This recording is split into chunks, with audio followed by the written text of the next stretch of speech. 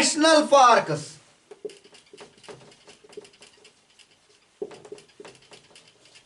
National parks. Now the next one, that is biosphere reservoir.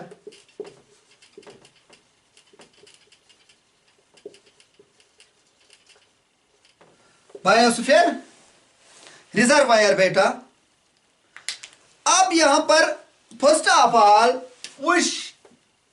Will go toward the wild life sanctuary. Wild life sanctuary area होता है wire जहां पर animals को protect किया जाता है फ्रॉम एनी डिस्टर्बेंस। कोई डिस्टर्बेंस उनके साथ नहीं की जाती है एंड और उनके हैबिटेट को भी कोई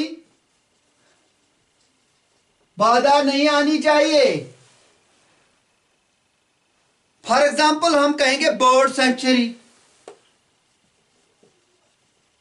बर्ड सेंचुरी हम कहेंगे। Now what is wild life sanctuary? Wild life sanctuary is an area where animals are protected from any disturbance to them and their habitat. For example, मैंने यहां पर कहा बर्ड सेंचुरी की बात मैंने कहा। इसमें क्या है, जो कुछ प्लांट या एनिमल है इसको कंजर्व किया जाता है, चाहे प्लांट हो चाहे एनिमल हो, इसको कंजर्व किया जाता है। सॉरी, मैंने यहां पर प्लांट नहीं लिखा है।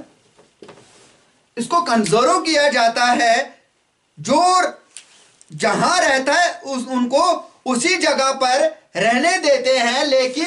लेकिन बेटा थोड़ी सी रिस्ट्रिक्शंस में है, वहां पर बढ़ा दिए जाते हैं। वहां पर कुछ वाइल्ड लाइफ सेंचुरीज में थोड़ी सी रिस्ट्रिक्शंस बढ़ाए दिए जाते हैं क्योंकि लोग यहां आकर इनका शिकार ना कर पाएंगे। ये बड़ा पॉइंट है कि यहां पर किसी चीज इनका प्लांट या एनिमल का खासकर शिकार ना किया जाए। लेकिन जो लोकल लोग हैं वो अलाउड होते हैं यहां पर वाइल्ड लाइफ सेंचुरीज में अपने जानवर जो उनके होते हैं लोकल लोगों के, लोकल पीपल के, वो वहां पर चरवा सकते हैं और बेटा इस एरिया के फ्रूट्स भी खा सकते हैं। अगर इस एरिया में वाइल्ड लाइफ सेंचुरीज में कुछ फ्रूट्स लगेंगे तो ये वो खा सकते हैं, उनके पास राइट होता है।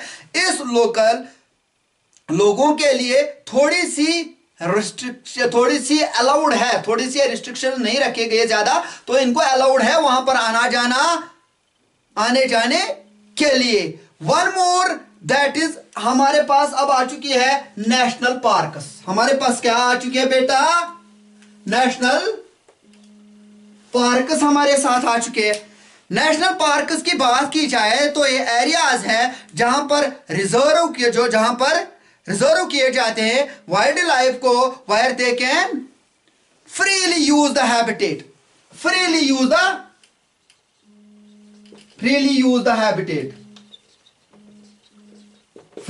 the habitat and natural resources, habitat और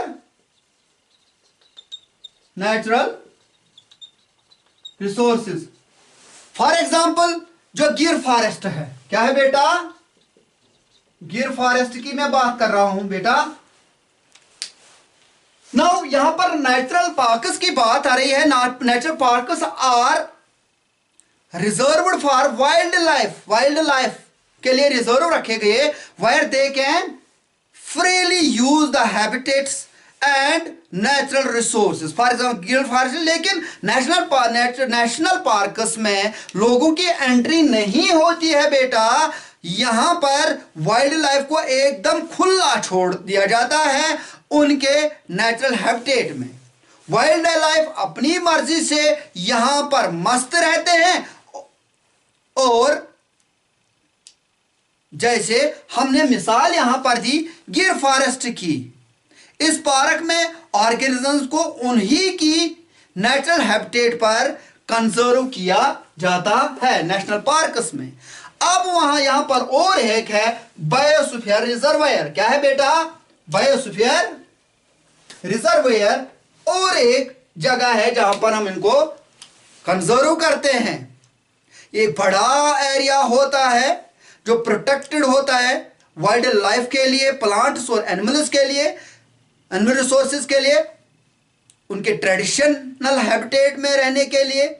फॉर एग्जांपल अगर हम बात करेंगे पचमारी बायोस्फीयर रिजर्वायर की, हम बात करेंगे, ये बहुत बड़ा लार्ज एरिया होता है, लार्जर एरिया होता है। यहां पर हम प्रिजर्व क्या क्या करते हैं, प्लांट्स और एंड एनिमल्स। और यहां पर मिसाल मैंने फॉर एग्जांपल पचमारी बायोस्फीयर रिजर्वायर मैंने यहां पर शॉर्ट लिखा है ये। और ये बड़ा एरिया होता है, बायोस्फीयर रिजर्वायर बहुत बड़ा एरिया होता है, बहुत बड़ा। इसमें क्या होता है, इसमें पूरे एरिया के ऑर्गेनिज्म को कंजर्व रखा जाता किया जाता है। सो ये लार्ज एरिया है, कंजर्वेशन के पॉइंट ऑफ व्यू से यहां एनिमल्स, प्लांट्स, वाइल्ड लाइफ और उनके जो ट्राइबल लोग होते हैं उनकी भी कंजर्वेशन को यहां इंपॉर्टेंस दिया जाता है, उनकी कंजर्वेशन रखने के लिए भी यहां पर इंपॉर्टेंस दी जाती है। ये जो छोटे छोटे एरियाज होते हैं, फॉर एग्जांपल हमने यहां पर कहा ये छोटे छोटे एरियाज है, ये मान लीजिए आप वाइल्ड लाइफ सेंचुरीज है फॉर एग्जांपल, ये छोटे छोटे एरियाज। इसके बाद जब ये छोटे छोटे एरियाज मिलकर एक क्या बनाएंगे, नेशनल पार्क्स बनाते हैं।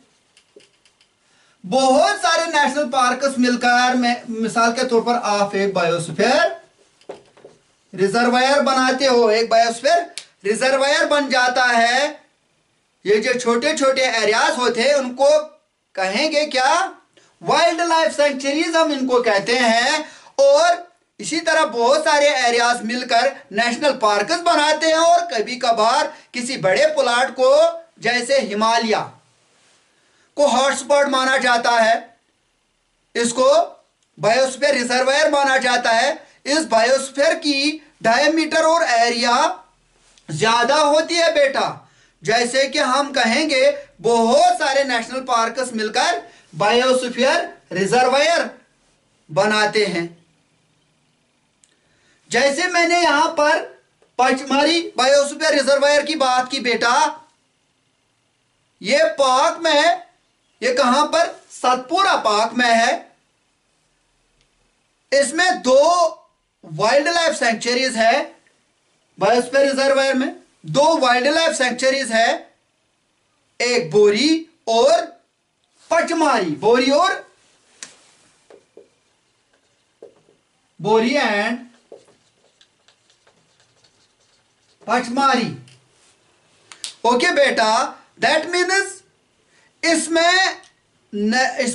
वाइल्ड लाइफ सेंचुरी है, नेशनल पार्क भी, और ये बहुत बड़ा बायोस्फीयर रिजर्वायर बना। सो ये तीनों प्रोटेक्टेड एरियाज हैं, चाहे वाइल्ड लाइफ सेंचुरी की, नेशनल पार्क, बायोस्फीयर रिजर्व, ये तीनों क्या है बेटा, प्रोटेक्टेड एरियाज हैं। गवर्नमेंट ने उनको प्रोटेक्टेड एरियाज कहा है क्योंकि यहां के जो एनिमल्स हैं वो खास है। इन जगहों पे जो एनिमल्स है बेटा वो खास है, प्लस तीनों के तीनों में एरिया का फर्क है बेटा, तीनों के तीनों में एरिया का भी फर्क है बेटा। यहां पर छोटे से एक पॉइंट की जानिब जाएंगे, थोड़ा सा हम उसके बारे में आपको बताएंगे बेटा, ध्यान रखना है यहां पर।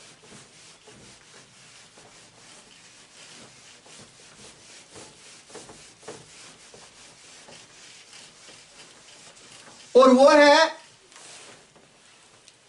फ्लोरा एंड फोना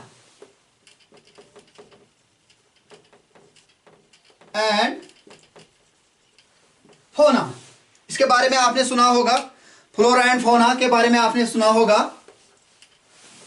बेटा। सिंपल लैंग्वेज में समझने की कोशिश करें तो जो फ्लोरा है बेटा, जो फ्लोरा है, flora is nothing but plant of an area, plant of an area. इसी तरह flora fauna is nothing but animal of an area.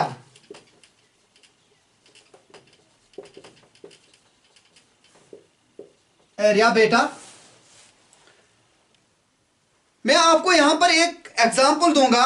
मान लो आपके घर में डॉग है, कैट है, और आपके घर में एप्पल का पेड़ है, नीम का पेड़ है। तो ऑल टुगेदर अगर मैं कहूं आपके घर में फ्लोरा क्या है, आपके घर में फोना क्या है बेटा, तो आप में से बहुत सारे बच्चे कहेंगे सर जो डॉग है, जो कैट है, जो काऊ है, वो हमारे घर में क्या है बेटा, वो क्या है बेटा, वो फोना है। क्या कहोगे आप कहोगे हमारे घर में फोना जो है वो कैट है, डॉग है, काऊ है, और फ्लोरा जो है वो एप्पल ट्री है, नीम का दरख्त है, एटसेट्रा सो ऑन। तो इससे आपको समझ आया है ये फ्लोरा और फोना क्या होता है, फ्लोरा और फोना क्या होता है। बहुत सारे वाइल्ड लाइफ सेंचुरीज है बेटा आपके इस बुक में, बहुत सारे वाइल्ड लाइफ सेंचुरीज है आपके इस बुक में बेटा। उनको देखो और समझो। जो वाइल्ड लाइफ सेंचुरीज है,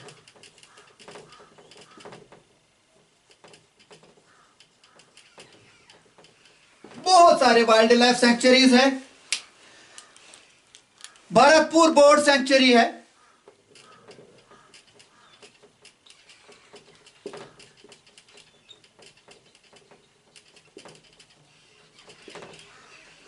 भरतपुर बर्ड सेंचुरी बेटा, ये राजस्थान में, कहां पर है बेटा, राजस्थान में है।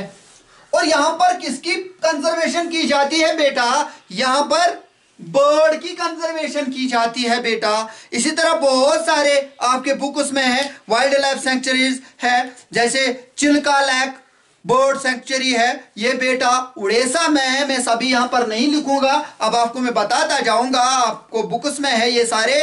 और चिनार वाइल्ड लाइफ सेंचुरी है जो केरला में है। इसी तरह गिर नेशनल पार्क है एंड वाइल्ड लाइफ सेंचुरी है, वो गुजरात में है। गोविंद वाइल्ड लाइफ सेंचुरी है, वो कहां पर है बेटा, उत्तराखंड में है। इसी तरह मधुमली सेंचुरी है तमिलनाडु में, और पेरियार वाइल्ड लाइफ सेंचुरी है केरला में। बहुत सारे वाइल्ड लाइफ सेंचुरीज हैं।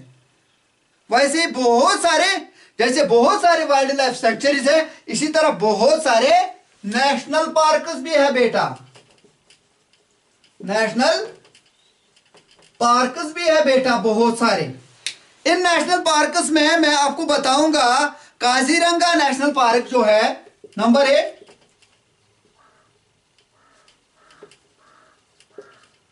Kaziranga national park. Kaziranga national park जो है ये उत्तराखंड में है बेटा, उत्तराखंड में है बेटा। लेकिन ये किस चीज से ज्यादा फेमस है, टाइगर से ज्यादा, वहां पर टाइगर की वजह से ज्यादा फेमस है काजीरंगा नेशनल। इसी तरह बहुत सारे नेशनल पार्क्स है, Jim Corbett, sorry Kaziranga national park जो है, सॉरी ये राइनोसोर, वन हॉर्नड राइनोसोर की वजह से, सॉरी वन हॉर्नड राइनोसोर की वजह से ये मशहूर है, सॉरी।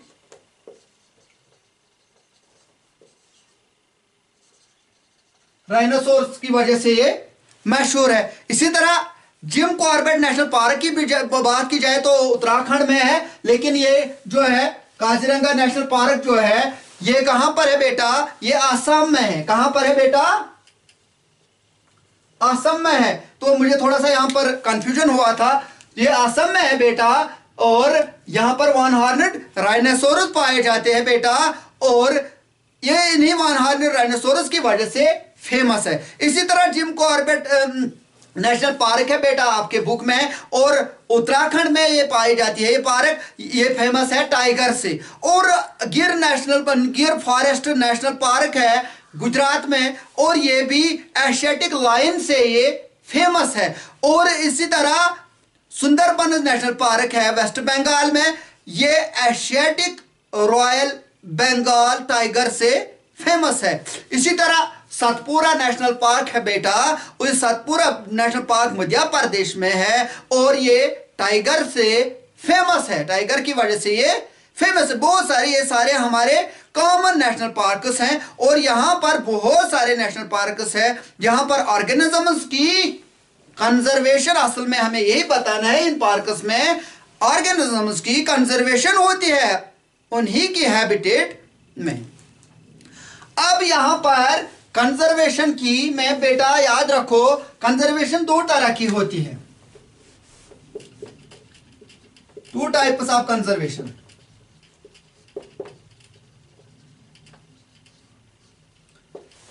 दो टाइप के कंजर्वेशन है बेटा। नंबर एक मैं कहूंगा इंस्टीट्यूट कंजर्वेशन,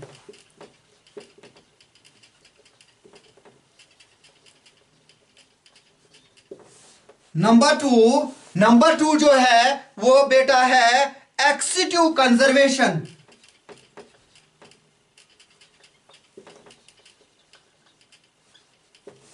ओके बेटा, फर्स्ट ऑफ ऑल जब हम इंस्टीट्यूट कंजर्वेशन की बात करते हैं, ऑर्गेनिजम्स को फॉरेस्ट में ही कंजर्व करते हैं। इंस्टीट्यूट कंजर्वेशन में ऑर्गेनिजम्स को फॉरेस्ट में ही कंजर्व करते हैं, वो जहां रहते हैं उसी जगह पर हम इनको कंजर्व करने की कोशिश करते हैं।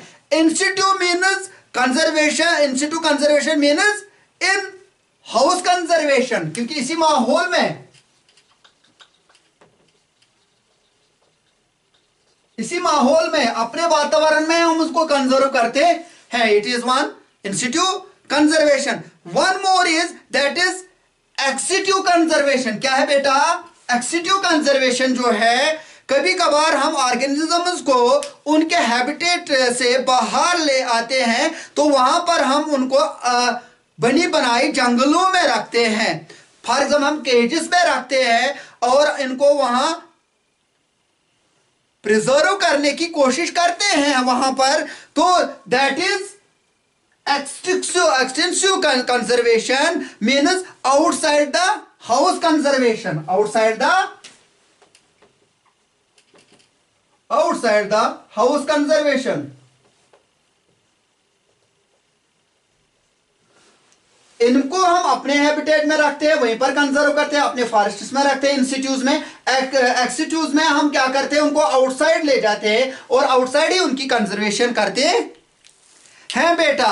तो यहां पर फॉर एग्जांपल मैं कहूंगा जो जूस है, चाहे बॉटनिकल गार्डन्स है एटसेट्रा, तो यहां पर नेशनल पार्क से इनको हम अपने ही हैबिटेट में कंजर्व करते हैं, तो ये इंस्टीट्यूट कंजर्वेशन हुआ। अब जब हम ऑर्गेनिजम्स की बात करते हैं तो एक प्रोजेक्ट डिक्लेयर किया गवर्नमेंट ने, जिसका नाम था दैट वाज प्रोजेक्ट टाइगर। क्यों किया था? क्योंकि टाइगर की जो पॉपुलेशन थी वो आहिस्ता आहिस्ता बेटा क्या हो रहा था, उस पॉपुलेशन को खत्म हो रही थी बेटा, और इसी वजह से गवर्नमेंट ने प्रोजेक्ट टाइगर लॉन्च किया था। किसी नेशनल पार्क पर किया गया। टाइगर की हंटिंग को बंद करने के लिए हर किसी पार्क पर आप देखते हो कि टाइगर बचाओ मुहिम चलाई गई। इस पर बहुत सारे प्रोग्राम्स टेलीविजन पर, बहुत सारे प्रोग्राम्स आए, बहुत सारे टीवी सीरियल्स आए, बहुत सारे मूवीज आए इस पर, और यही उनका मकसद क्या है कि टाइगर को बचाना था। एक प्रोग्राम आया था ये। अब इस कंजर्वेशन की जो बात है, इसको अमल में लाने के लिए कैसे इसको किया जाता है, कंजर्व कैसे किया, कैसे पता चलता है कि कौन सी चीज कब खत्म हुई, क्या हुआ क्या नहीं हुआ। इन सब चीजों के लिए बेटा हमारे पास रिकॉर्ड होनी चाहिए। ये रिकॉर्ड हमें कहां पर मिलेगा बेटा? ये रिकॉर्ड हमें मिलेगा, आपको भी मिल सकता है और हमको भी मिल सकता है, आपके बुक में भी थोड़ा सा दिया गया है इसके हवाले से कि कहां पर ये रिकॉर्ड हमें मिलता है। एक इंटरनेशनल बुक है जिस बुक का नाम है रेड बुक डाटा। क्या है बेटा? Red book data. ये जो रेड बुक डाटा है बेटा, इसमें इस बुक को मेंटेन रखता है एक ऑर्गेनाइजेशन है, वर्ल्ड कंजर्वेशन यूनियन एक है, वर्ल्ड कंजर्वेशन यूनियन है। उस वर्ल्ड कंजर्वेशन यूनियन का नाम है IUCN। कब से ये काम कर रहे हैं बेटा? ये 1926 से काम कर रहे हैं। सिंस 1926 से काम करते आए इस कंजर्वेशन पर, रेड बुक डाटा पे। और इस रेड बुक डाटा पे बहुत सारे ग्रुप्स रखे गए हैं, बहुत सारे ग्रेड्स किए गए हैं। इनमें एक ग्रेड है बेटा रीजनल एक्सटिंक्ट। मैं छोटे हरूफों से यहां पर लिखूंगा RE, regional extinct. Regional extinct एक ग्रुप है, एक कैटेगरी है। इस कैटेगरी रीजनल एक्सटिंक्ट का मतलब क्या हुआ? रीजनल एक्सटिंक्ट का मतलब हुआ बेटा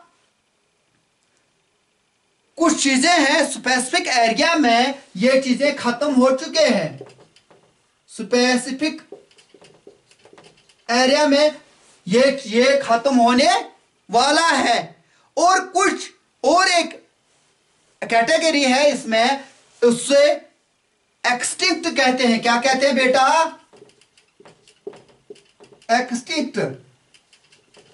एक्सटिंक्ट जो है बेटा, ये मैं कहूंगा यहां पर एक्सटिंक्ट।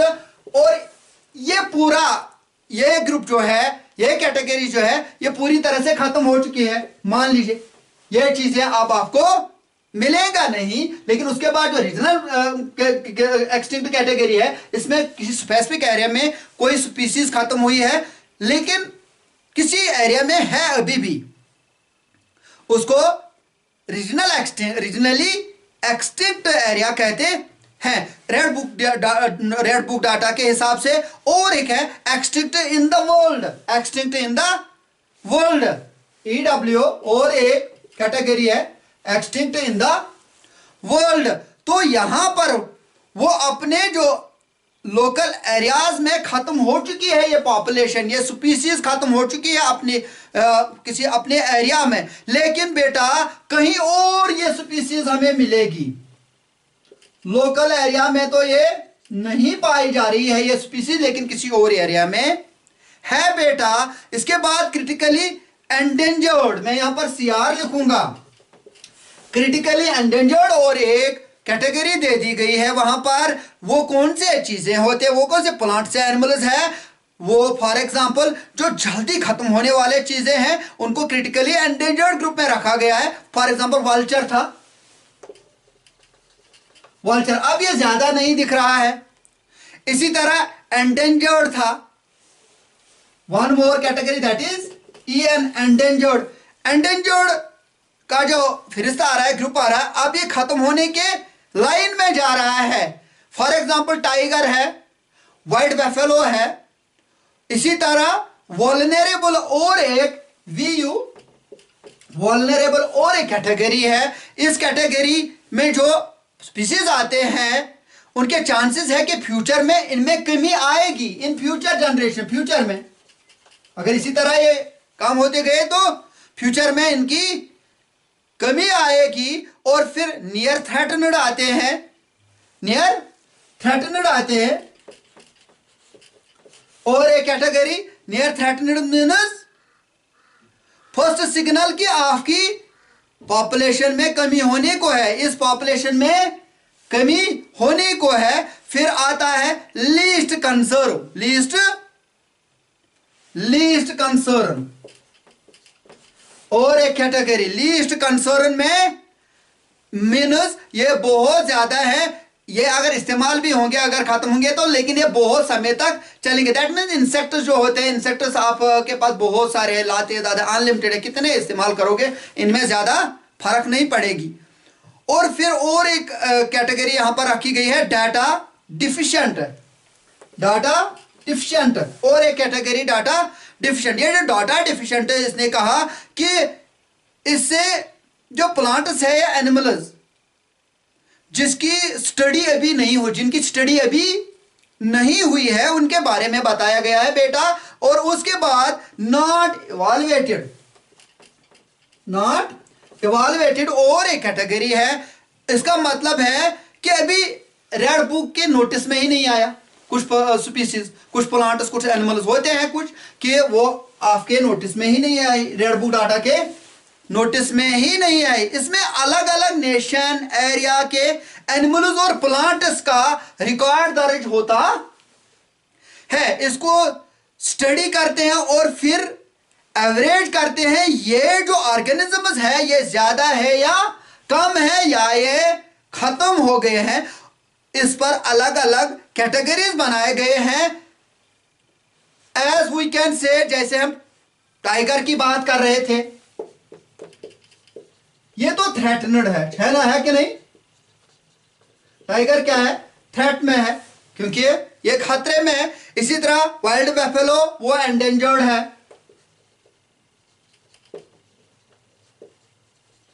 एंडेंजर्ड है, फिर इसमें आती कैटेगरी में आती है बेटा। अब यहां पर इस रेड आपके बुक में डिफिनेशन है एंडेंजर्ड ऑर्गेनिजम्स। क्या है बेटा आपके बुक में? Endangered organisms. में बार बार आपको कह रहा था एंडेंजर्ड एंडेंजर्ड। अब यहां पर थोड़ा सा इन पर भी बात करेंगे। एंडेंजर्ड ऑर्गेनिजम्स की बात हम करेंगे।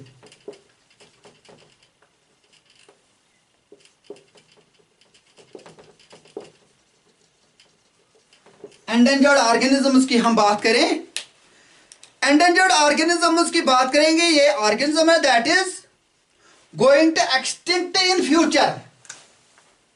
क्या होगा इसका? Extinct in future. फ्यूचर में ये एक्सटिंक्ट तो होने जा रहा है, जो नियर फ्यूचर में खत्म होने को है। और इस तरह और एक है एंडेमिक स्पीसीज की हम बात कर रहे हैं।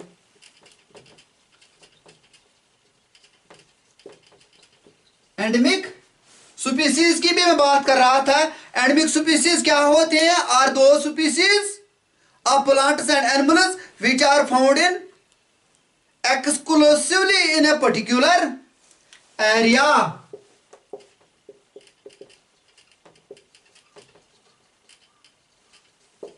इन ए पर्टिकुलर एरिया,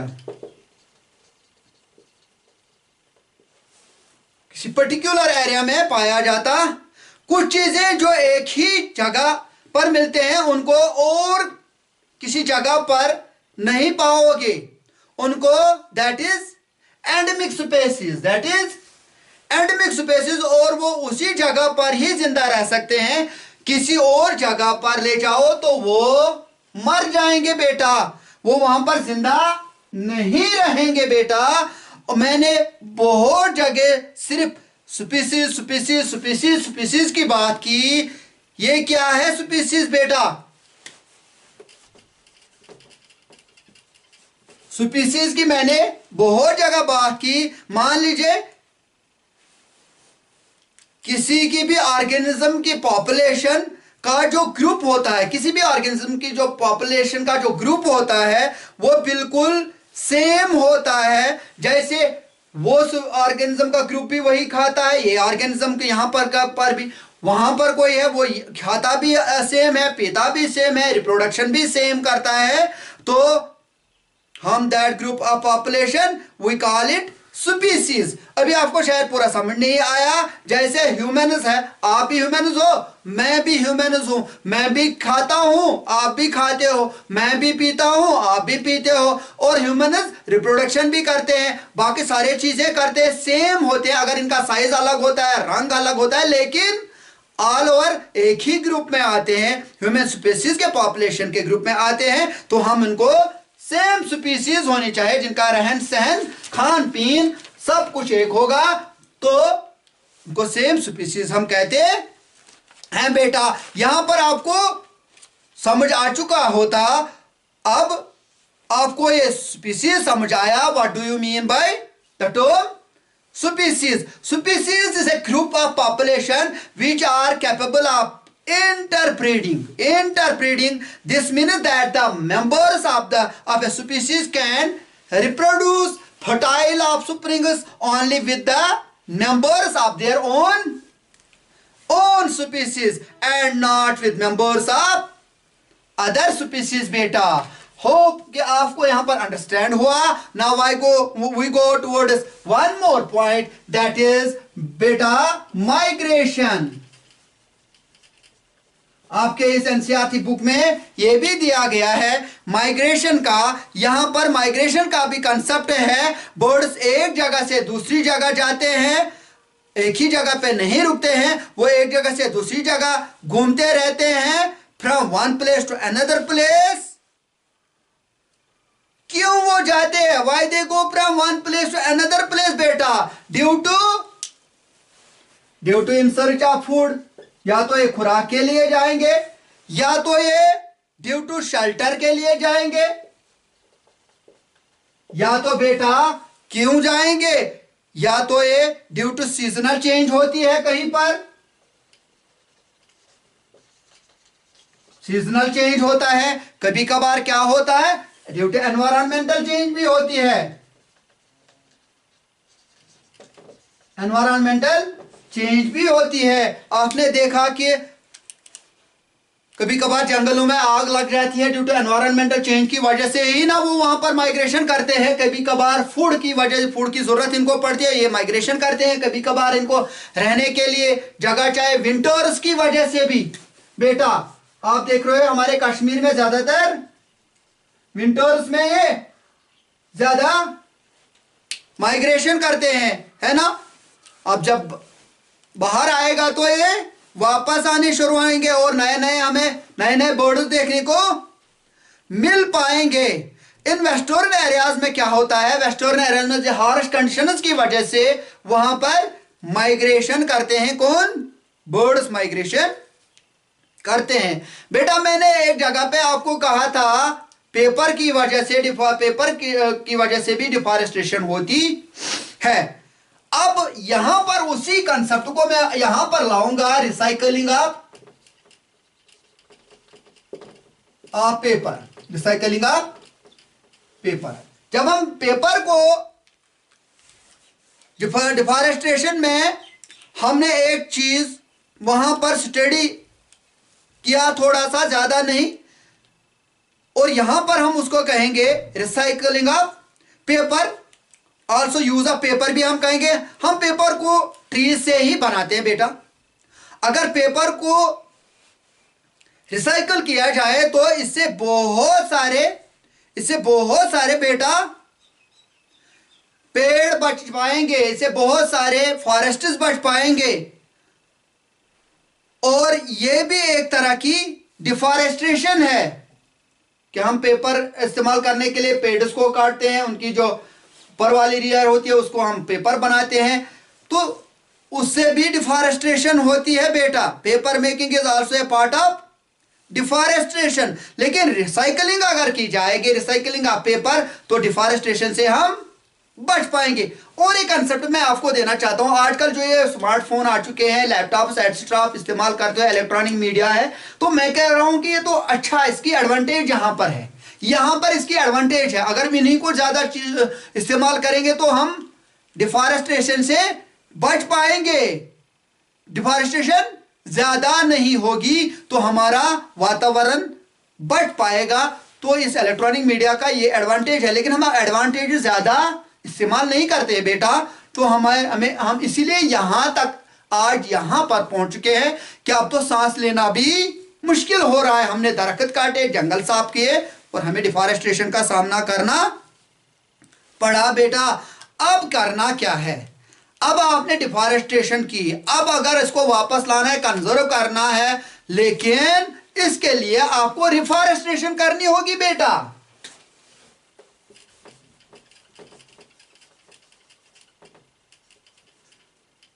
रिफॉरेस्ट्रेशन करनी होगी बेटा, दोबारा जंगल बनाने होंगे, रेस्टोर करने हैं, ट्रीज को रेस्टोर करना है, आपको नए प्लांट्स लगाने हैं, ट्रीज को रेस्टोर करना है और